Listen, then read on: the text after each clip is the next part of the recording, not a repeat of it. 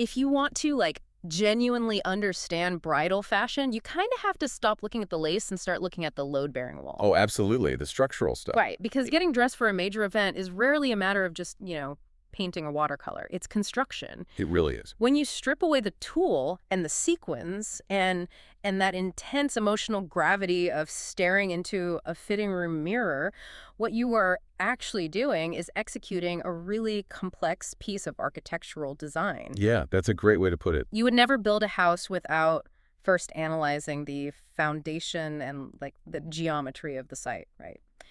So today, we are taking that exact same analytical approach to the human body. Welcome to today's deep dive. I'm really excited for this one. Same here. We are exploring a highly comprehensive bridal style guide for pear-shaped figures, which was put together by the professional stylists at Dariana Bridal and Tuxedo. Which is a fantastic resource, by the way. It really is.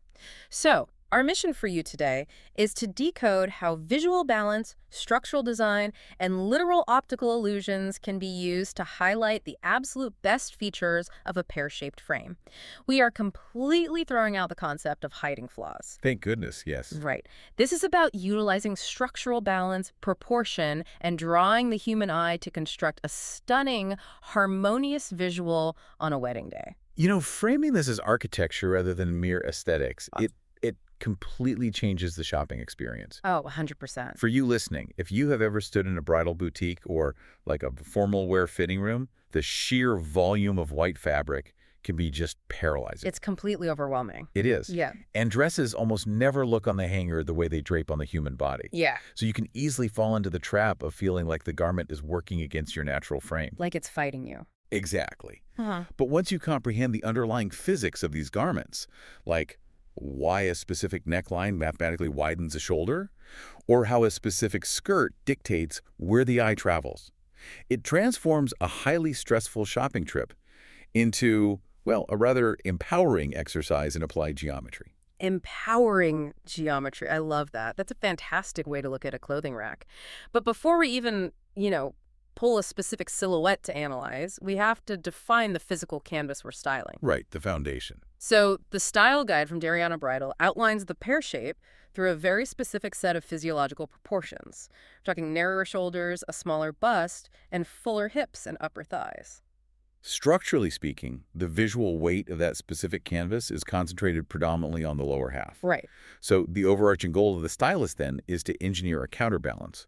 You are looking to visually broaden the upper body so that the smaller upper half carries the same visual weight as the fuller lower half. Okay, let's unpack this for a second.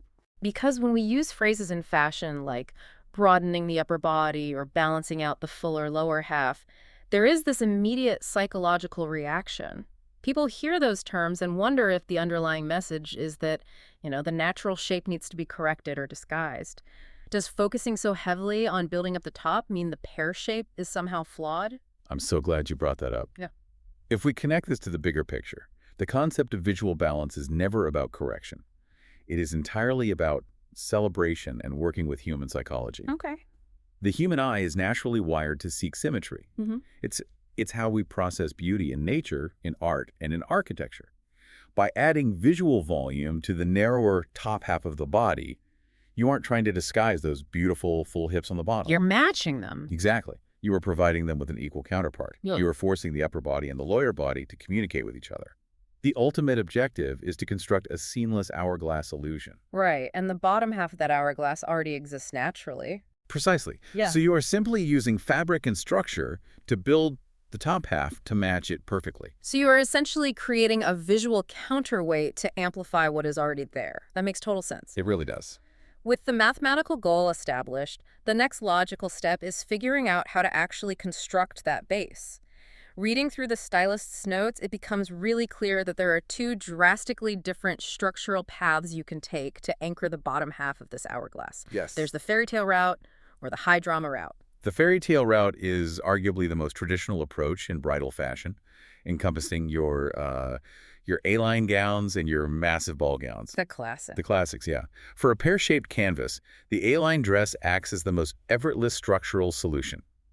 The design features a highly structured, tight-fitting bias that cinches very snugly at the natural waistline, followed by a skirt that gently flares outward over the hips. And that gentle flare seems critical, right? It anchors the waistline to emphasize the narrowest part of the body, while the fabric glides outward, effectively giving the wider hips room to breathe without clinging to them. Exactly. That outward glide does all the heavy lifting. It introduces a sloping line that the eye naturally follows downward. Right. Now, if you want to turn up the volume on that exact same structural concept, you scale up to the ball gown. Oh, yeah. Maximum drama. Right. A ball gown relies on the same fitted bodice, but the skirt contains a massive amount of volume and crinoline. And within the ball gown category, the guide points out a specific architectural detail that is incredibly effective for this body type. The Basque waist. Yes, the Basque waist. The Basque waist is fascinating. For anyone trying to visualize this, picture a standard horizontal waistline. But instead of cutting straight across the middle of the torso like a belt, the front of the bodice dips down, coming to a gentle, distinct V shape or point right below the natural waist. That front dip is an absolute masterclass in manipulating perspective. It's so smart. By introducing two diagonal lines that meet at a downward-pointing vertex, you are forcing the viewer's eye to travel inward and down. Which tricks the brain. Totally. This optical illusion narrows the perceived width of the torso dramatically. The eye follows the point of that V shape, and then suddenly, the massive volume of the ball gown skirt blooms outward from underneath it. Wow. It creates a striking contrast that makes the waist look incredibly small while balancing the overall width of the lower body. That contrasts the sharp, inward-pointing V against the outward-blooming skirt that drives the entire illusion. But let's shift away from the fairy tale for a minute and look at the dramatic route. The guide heavily recommends the mermaid and the fit-to-flare silhouettes. Yes, the high drama options. Structurally, these seem like the total opposite of an A-line. A mermaid gown hugs the body relentlessly from the bodice all the way down past the hips to the knee before dramatically flaring out. I mean, literally mimicking a mermaid's tail. The mermaid, along with its slightly softer cousin, the fit-to-flare or trumpet silhouette, abandons the idea of gliding over the hips entirely. It embraces the cling. Fully embraces it. The fit-to-flare still tightly hugs the hips, but the outward flare begins a little higher, usually mid-thigh, and the angle of the flare is just less severe. Which introduces some basic physics regarding movement, right? Oh, yeah. If you're wearing a true mermaid gown, you are essentially binding your legs together down to the knee. It's a commitment. It really is. The fit-to-flare releases that tension higher up, allowing for a longer stride and a lot more freedom if you plan on actually walking or, dancing without restriction. The mechanics of movement are a huge factor to consider, obviously. But visually, both of these silhouettes put a massive spotlight on the fuller hips. They showcase the natural curves to make a bold, dramatic statement. Okay, but there's a catch here, right? There is. Yeah. Because these dresses fit so tightly around the lower halves, they generate an enormous amount of visual weight at the bottom. If you pair a tightly flared skirt with a simple, minimalist bodice on a pear shape, the equilibrium is destroyed. You just look bottom heavy. Exactly. To regain that balance, you have to introduce substantial detailing on the upper body. So you are matching the visual volume of the hips by adding literal physical volume to the shoulders. Puff sleeves, off-the-shoulder necklines, dimensional lace. You need something up top to serve as an anchor. Yes, you have to balance the math. But looking at the tight construction of the mermaid silhouette, it introduces a glaring logistical paradox for me. If this garment is designed to be skin-tight on the upper body and equally skin-tight all the way down through the hips, how does a person with drastically different top and bottom measurements even order a dress that physically goes on their body? This raises such an important question about how formal wear is actually constructed. Yeah. And the guide provides a golden rule for bridal alterations. You must always size to the hips. Always. Always. Because the hip is the fullest measurement on a pear-shaped frame, it absolutely dictates the foundation of the order. The guide provides a really practical example. Imagine your bust and waist measure at a bridal size 10, but your hips measure at a bridal size 16. You order the size 16. Okay, psychologically, that is a massive hurdle. It's terrifying for a lot of people. I can easily see someone who buys size 10 clothing in their everyday life just panicking at the idea of ordering a 16. But there is a mechanical reason you cannot compromise here. Formal wear is not constructed like a t-shirt. A highly structured, fitted gown has complex seams and often boning. You can almost always take a dress in because you are simply removing excess fabric. Right. But you cannot let a dress out. There's rarely enough seam allowance inside the garment to add 6 sizes worth of width across the hips.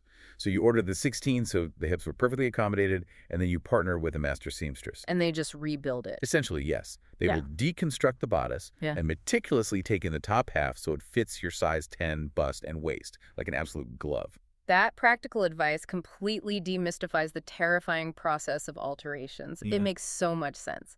Now, we've discussed the silhouettes that construct the right geometry, but we also need to address the structural failure. Danger zones. Yeah, the danger zones.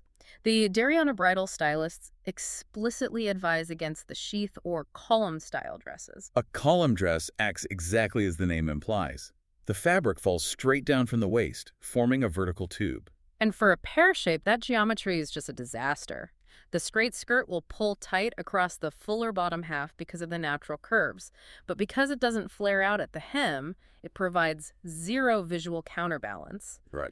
Furthermore, it lacks the internal boning or structural support to actually highlight the waist. It just stretches across the hips, accentuating the widest part of the body in a way that feels utterly disproportionate. It abandons the entire philosophy of the hourglass. Instead of adding a counterweight, it just highlights the imbalance. But pinning down the physics of the skirt only solves half the equation. If you put a heavy, voluminous ball gown skirt on a pear shape, you've now completely overpowered the top half. Which is the opposite problem. Exactly. Yeah. How do we build structural support up top to match? According to the guide, the real secret weapon for balancing the bottom half relies entirely on the neckline. The neckline dictates the exact trajectory of the viewer's eye, the millisecond they look at you. It is the single most powerful tool for manipulating perception. Let's analyze the mechanics of the do's on this list. The guide highlights the off-the-shoulder neckline as the perfect option. By drawing a horizontal line entirely across the collarbone and wrapping around the arms, it physically broadens the appearance of the shoulders, bringing that upper and lower balance into perfect alignment. Following that, you have the V-neck. Now, this operates on a different geometric principle. Instead of widening, it draws the eye downward into the center of the chest and then back up to the face, creating a vertical vector that elongates the torso. Which makes you look taller. Exactly. And if you combine that deep V-neck with a thicker strap or a slight cap sleeve, you are simultaneously elongating the torso while building out the width of the shoulders. It's doing double duty. Then there is the sweetheart neckline, named because the fabric swoops down in 2 curves, mimicking the top of a heart. This changes the visual weight entirely. It really does. By breaking up a solid block of fabric across the chest and revealing skin in a curved shape that mimics the bust, it draws the eye upward and outward. And finally, the square neckline. This is a straight, horizontal cut across the chest with vertical straps going over the shoulders. The guide points to a specific dress here, the Maddie Lane Nixie, which pairs a square neckline with an A-line lace skirt. The square neckline on the Maddie Nixie is highly effective because it creates a harsh, 90-degree frame around the décolletage. That wide, horizontal line forces the eye to track from left to right, artificially widening the shoulders, which in turn makes the natural waist below it look remarkably small. It is a brilliant use of contrasting geometry, but okay, here's where it gets really interesting to me. I know where you're going with this. Because so much of this structural advice flies in the face of basic intuition. We need to talk about the necklines that do not work. The primary don't on the stylist guide is the halter neckline. Yeah, this surprises a lot of people. Intuitively, you might think, okay, a halter top goes up around the neck, leaving your entire shoulder blade, collarbone, and arm area completely bare. If I want my upper body to look bigger and broader, shouldn't I expose as much skin as possible? It seems logical. Right, but it doesn't work that way. It achieves the exact opposite effect. Yeah. I want you to imagine drawing a line on your own body right now. Start at your armpit and draw a straight diagonal line upward, cutting across your chest, ending at the center of your neck. That is the line a halter top creates. You are literally slicing the visual plane of the upper body into a triangle. Exactly. That diagonal line physically slims the visual width of the upper body. It acts as an arrow pointing inward and upward, aggressively narrowing the frame. For a pear shape, but the upper body is already narrower than the bottom, slicing away that visual width destroys the balance we spent the entire time building. It makes the small upper half appear even smaller. Yes. Conversely, that straight, modest square neckline covers much more of your chest, But because it draws a horizontal line from shoulder to shoulder, it expands the frame outward. It's an incredible lesson in how lines manipulate human perception. The halter points in, narrowing the frame. The square points out, expanding the frame. The V-neck creates a vertical vector that elongates. You aren't just choosing a neckline because it's pretty, you are actively managing the travel of the viewer's eye. You're directing traffic. Directing traffic, exactly. And this same narrowing problem applies to high necklines, which the guide also warns against. A sleek high neck with no sleeves creates a similar visual column that narrows the shoulders. There is really only one structural exception for a pear shape. Which is? If you pair a high neckline with a massive dramatic detail on the shoulder, like a heavily structured puff sleeve, that sleeve acts as a horizontal anchor, restoring the volume on top to balance the lower body. Okay, so I'm looking at all these structural rules, and a glaring paradox jumps out at me. Let's hear it. We've established that straight, column-like silhouettes, like the sheath dress, abandon this geometry entirely and are a major don't. But minimalist sheath dresses are incredibly popular right now. Very popular. If a pear-shaped bride has her heart set on that sleek, unembellished column look, is she just structurally out of luck?